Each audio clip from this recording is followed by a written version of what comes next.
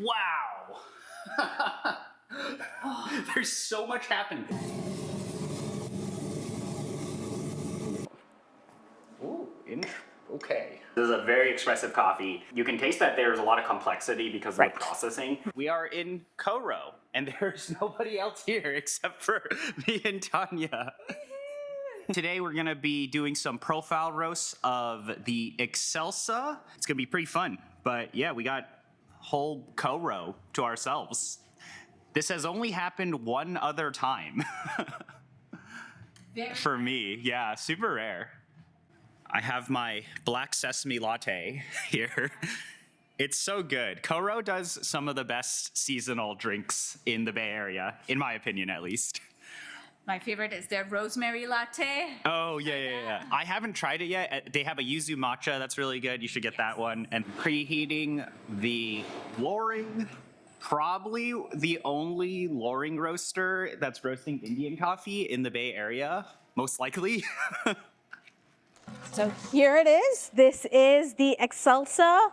The company that exports it is South Indian Coffee Company, and it's coming from a farm called Mooleh Manay, which means corner house in the local language, and that's in the northern part of Coorg.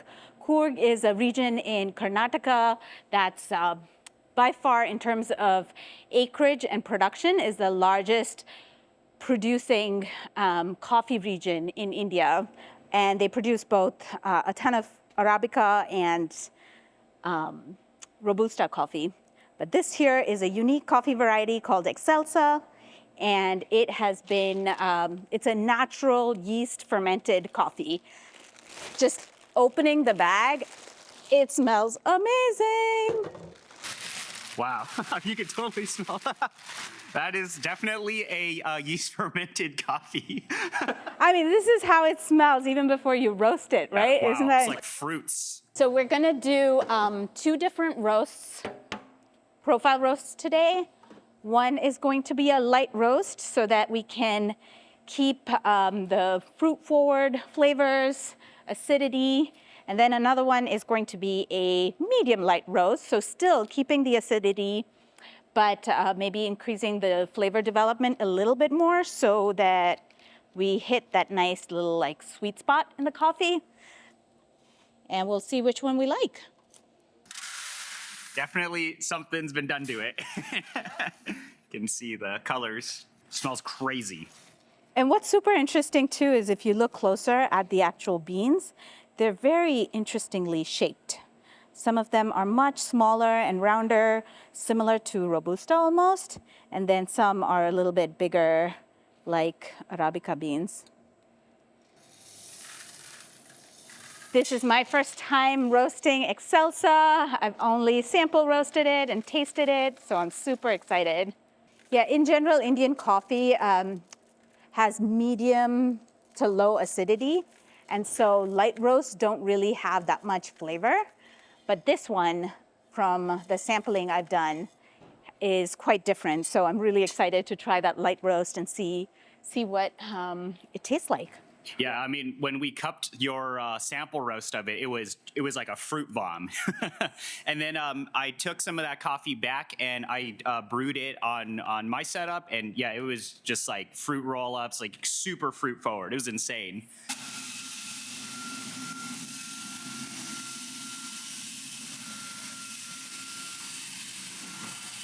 What do you kind of aim for with your lighter roasts? So the idea is to increase the Maillard time, where there's a lot more like fruit flavors being developed, and reduce the development time. So after first crack, to drop it when it's still kind of hasn't burnt away all the acids yet. So for the profile, I'm aiming for a 410 drop temperature, and we're working on the Loring, which is a great machine because you have a lot more control over like the nuanced temperature changes. Is it harder to roast Indian coffee than other coffees? I won't I don't know because I haven't roasted other coffees much. I've done, initially I did roast like a Colombian during the pandemic when there was a lot of issues with supply. I tried a Colombian coffee as one of my offerings. And then I've roasted for a friend some of her different like region coffees. So yeah, I don't know. I've roasted Indian coffee and I've roasted it in all different degrees, and I find it super fun to work with. When I first started, I was roasting only washed Arabicas, and for the most part, Indian washed Arabicas roast in a very similar fashion. And it's in the past year that I've been working with different processes. The first different processed coffee was Monsoon Malabar. And that's a whole other world of like discovery and understanding how the processing method affects the roasting process. I mean, you did some kind of fun coffees like anaerobic honey and more anaerobic process stuff. What do you like? Do you like clean wash coffees? Do you like funky stuff? Well, a clean washed coffee is always a go-to. It's that comfort drink, But I've been really enjoying some of the naturals that I have, both just a clean natural and anaerobic or your yeast fermented natural. That's always a fun coffee when I have more time to do a pour over or like really sit down and enjoy it. And I'm super excited for this. Every time I sample roast it, I kind of like finish it. And so I haven't even shared it with my husband. But this should go pretty quick because you only have 2 batches today. And I'm aiming for a shorter roast time as well, anywhere between like 9 to 10 minutes for the total roast time. So it's going to move really quickly. We're hoping the results will be really amazing too. It's on an auto charge and auto start mode. That's the beauty of the Loring is it's a smart roaster. So it has an inbuilt computer that can help the roaster kind of manage the roast profile. And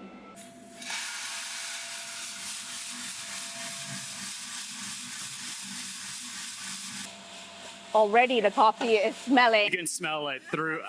That is crazy. Oh my God. Wow. First part is just the drying phase. Because it's such a small batch, there isn't too much of a heat adjustment. Now the heat is kicking up.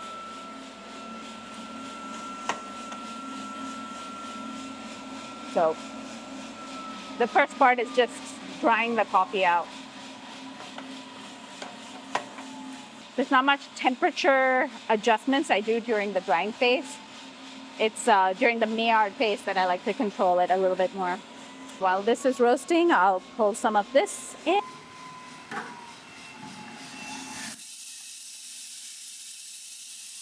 So typically, green coffee is green, but because of the yeast fermentation, this is already like kind of a brown.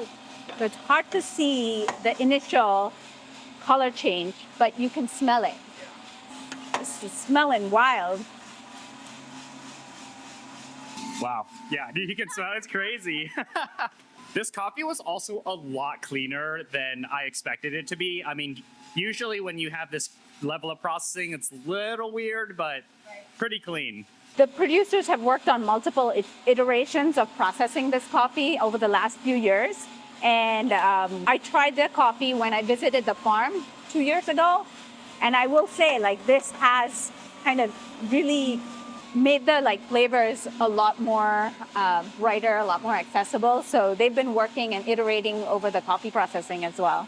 So you can see it getting a little darker brown, but the change in color is not as prominent as you would from a normal green washed coffee. So we're now in the Maillard phase, and this is where I like to slow down the process to develop the flavors a little bit more. Now all the coffees are becoming more even in color. You can already start smelling the sweetness. This is such a fun coffee, and it is smelling. We can smell it already. We're getting close to the first crack. Those guys new to how some of the coffee looks when it's roasting, you can definitely see the color of the coffee has really changed. And now we're gonna start hearing first crack happening. And now when we're going for a light roast, it's almost like the coffee is dropped when some of it is still cracking. Yep. So you will hear it and see it.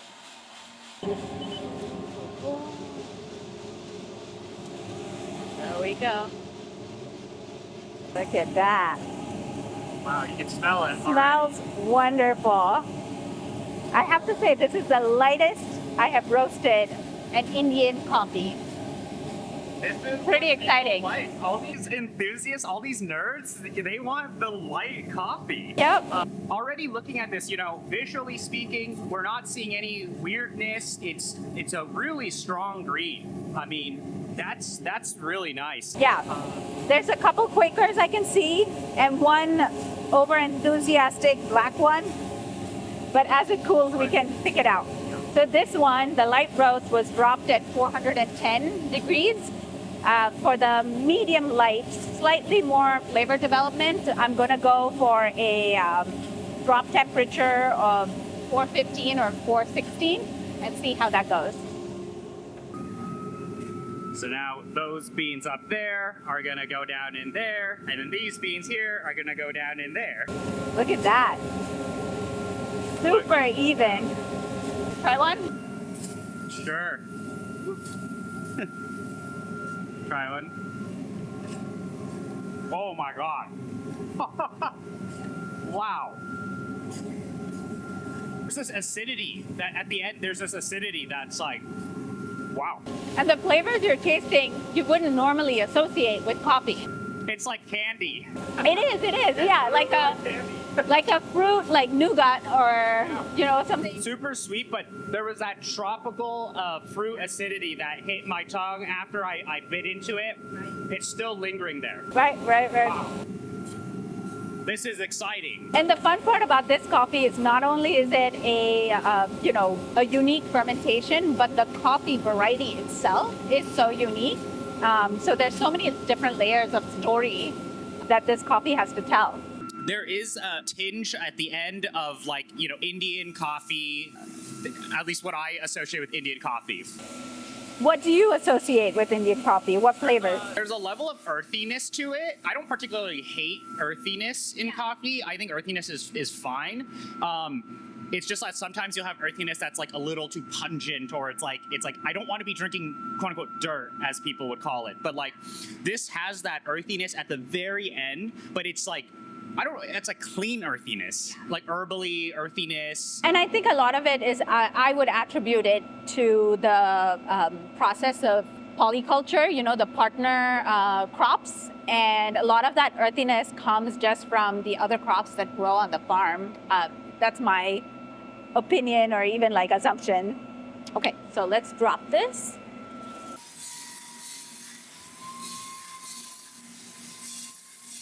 I have not actually tasted an Indian coffee this, visually speaking, this light before. So it'll be interesting to see how some of these, this green handles it, the processing handles it.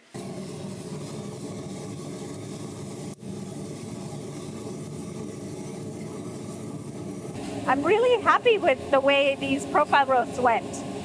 And I must say, as a roaster, I'm constantly learning how different variables affect the coffee flavor. But I've really enjoyed roasting on the Loring because there's a level of consistency that each of these lessons I can replicate. Hear that? Everybody loves Loring, right? A lot of my favorite roasters all roast on Loring. Yes. I first started on a Probat, and I had fun learning on the Probat. But in terms of being able to have a consistent roast as still a novice roaster, I find that the Loring is better suited for my style of roasting and learning. Yeah. I mean, this is still smelling crazy. Yeah. Beautiful. Yeah, I mean, if you look at medium light here versus light, you can kind of see that they're in the same color. When we're showing off the greens, you can definitely see that the color, there are some slight color variances because of the different sizes of green. You're just gonna go up to the cupping room? Okay, I'll meet you up there. So for those of you guys who have not seen some of the previous videos we've done at Co-Row in Berkeley, there is an upstairs, which is here. You know, here's all the roasting equipment, the greens, people store their greens. You know, if you're a roaster, you can come here and basically start your entire business. It is pretty awesome. But upstairs, there is the QC lab. And here, a bunch of different pieces of equipment and all of that if you want to go and cup. So that is what we're gonna do today, or now. Third wave water for cupping. Whoa, that's actually really cool. That wasn't here the last time I came up here for this. Yeah. Okay. Yeah, I will make the bag for you. Don't worry. All right, bye, Sal.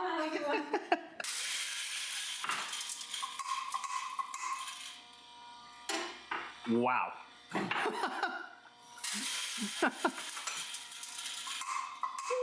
That is crazy.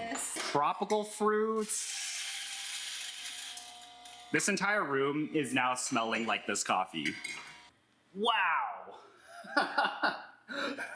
There's so much happening. There is like layers and layers of aromatics here. We're gonna let this sit for a few minutes and then we'll throw some water on it and give it a taste. This room smells like candy. The light profile smells amazing. This medium light has a little bit more of like a candied sweetness. This one, oh wow, has like a much more just apparent tropical smell compared to this. So this is more like balanced, of course, because it's more developed. Right. And then this is just like that tropical fruit that's like right in your face. You can smell the sweetness in that one, and you know what you call that earthiness, but it's almost like a rich earthiness. Yeah. And here you can smell just really like tropical fruits that, you know, kind of leave you kind of squinching your face with delight. The medium light profile does have that more earthiness that a lot of people would associate if you've had like a light washed Indian coffee before. That is apparent in here, but it's at like the end. There's a little tinge of that in here in the dry smell, but it's like so covered up by, or like I'm just not detecting it at all compared to the fruit forwardness. That's the main thing I'm smelling here. Yeah, absolutely. Okay, let's get water on. Let's get some water on it. Okay. I am very excited for this. I guess for a lot of people, this would be a very like not Indian coffee tasting Indian coffee, which is a weird thing to say, but that's like very unexpected, if that makes sense. Right, yeah. And I think again, it's the combination of the coffee variety itself and also the processing method, right? And this is an Excelsa coffee, and I'm still learning about it. In some of the information I've read, they call it a subspecies of Liberica, and some say it's its own varietal with its own like genetic lineage. But it's a coffee that grows in the form of a tree. It's not a typical shrub like the Arabica and Robusta coffees. And I got to visit the farm and see the tree. And in the local language, it's called Mara Kapi, which is basically translates to tree coffee. Okay.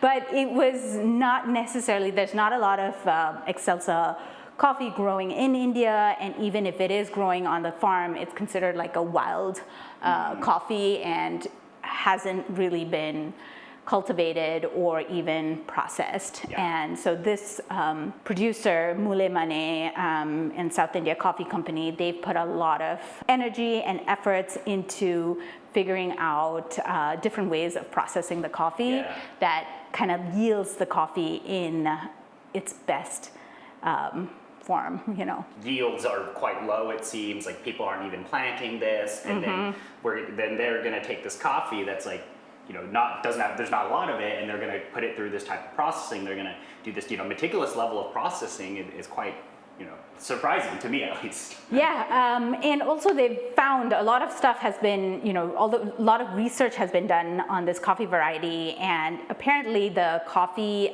the caffeine content is less than that of Arabica and even Robusta. Okay.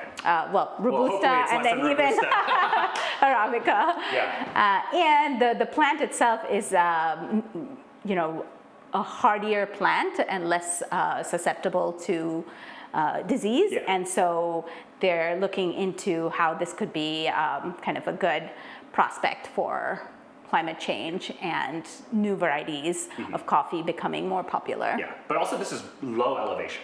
That is one thing that we haven't mentioned before. That's right. This is very low elevation. It's 900 meters, and it's grown again on this farm that is heavily shaded, and there's a lot of different fruit and spice plants that grow along with it. Yeah.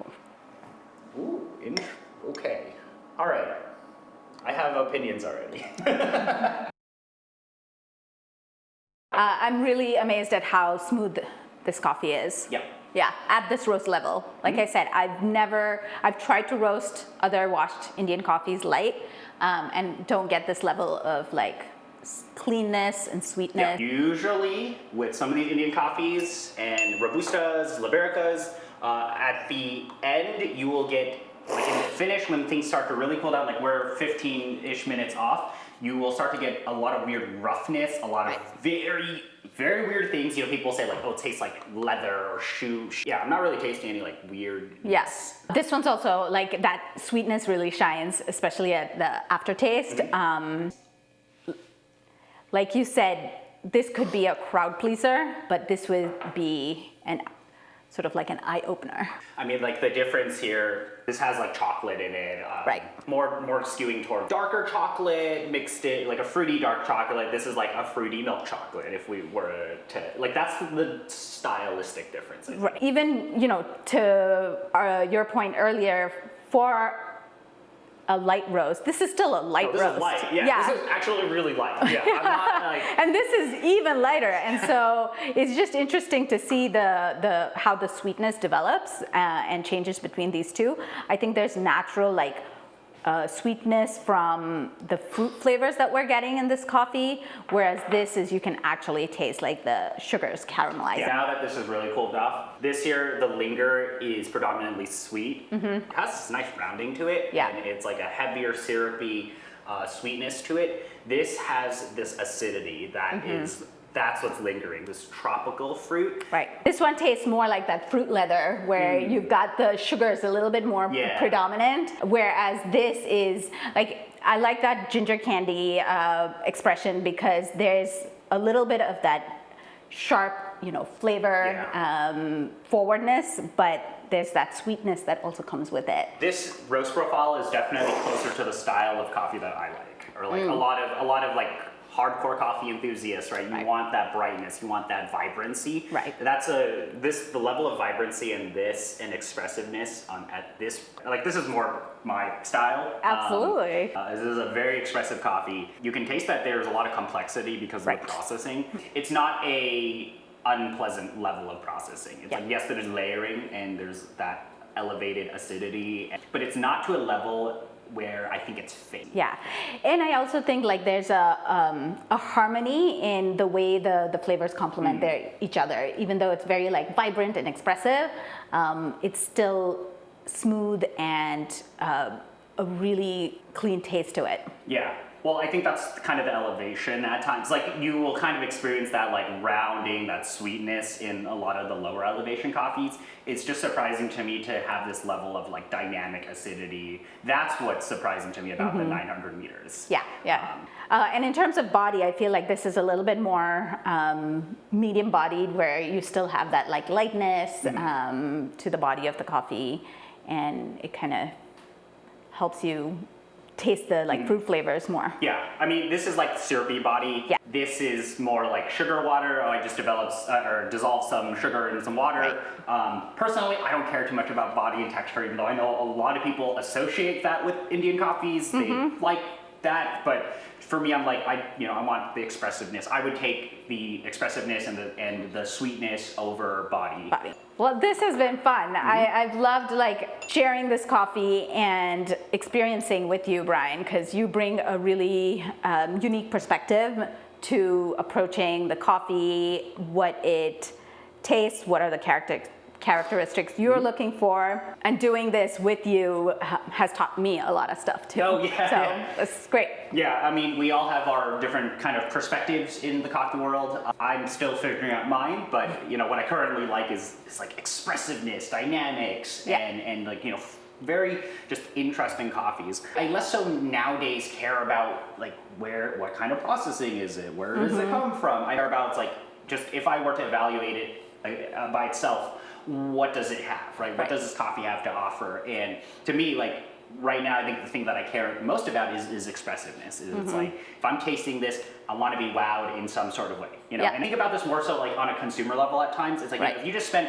money and you bought a bag of coffee and you brewed it at home, you kind of want to be impressed by that. Also, this doesn't seem like a coffee that is difficult to brew, at least tasting this right now. It's like, I'm not going to need to like whip out every single tool out there and technique to get this coffee to be this expressive. Yeah, right? this tasty. Yeah, absolutely. Which is also, something that is interesting to me because I want to make coffee accessible to everyone and not just to those that know how to brew it really well. Yeah. And so this is great to have a coffee that, I mean, you really, hopefully, can't go wrong with. Yeah. Tasted 2 of the different profiles.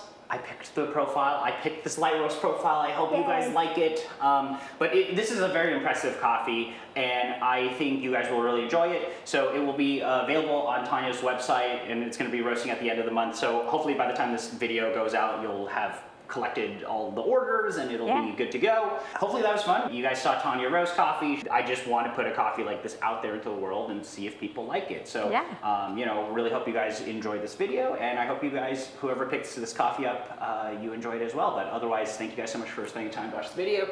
And thank you, Tanya, for doing all of this. Absolutely. Super fun. Super fun. Cool. Thanks. All right. See you guys later. We might have an Easter egg if I can pull it off in time. I need to find a picture of my face. Woo. Also, for anyone who has been following along, these bags are now a lot prettier compared to your old bags. And it has our full brand story on it. So no need to follow a QR code. Go to our website. You can learn all about us through our bag. But yeah, I'll be posting up more about this. I'll probably taste this on some live streams, but otherwise, yeah, this is what it will look like when you guys get the coffee. This will be the first one off the line ever. Yeah. I think this coffee is fun. It was super fun to roast it and taste it. There we go.